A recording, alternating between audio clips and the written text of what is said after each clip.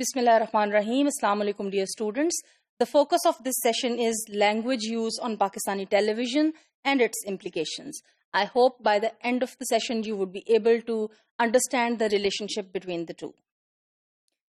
Well, my dear students, if we trace the history of television in Pakistan, it was in fact on November 26, 1964 that the first official television station commenced transmission broadcasts from Lahore. PTV network launched a full-scale satellite broadcasting service in 1991-1992. And, from the perspectives of, development of this television medium in Pakistan, it is important that it was in 2002 that government opened up new ways for the media industry and thus allowed the private television channels to operate openly. This brought a kind of immense influence and a lot of change in the overall, impact of television as a medium, because it allowed the telecast by these channels of their own news and the current affair contents that were controlled by these particular channels. Thus, in the historical context, if we look at it, Indus Vision was the first ever private satellite channel of Pakistan, followed by many other channels such as ARY Digital, Geo, Hum TV, etc. And today we find a whole range of channels that operate in Pakistan on the private sector level. What is the impact of all this media influx on the, on the linguistic scene of Pakistan? It has resulted in certain kinds of, linguistic influences. The one of those is influx of English. On these channels, we see a lot of stuff that is being presented in English language, ranging from reports and news and talk shows in English to English films, movies, seasons and series, which provide a lot of linguistic exposure to the viewers and especially to the youth of Pakistan. And, in terms of which variety of, English is being used on television, whether it is the British variety of English or the American variety of English in relation to this television, use, definitive answers are difficult to be given. In fact, it's a mix of the both. However, again, the American variety predominates simply because of, I would say, the quantity that it gives as an input.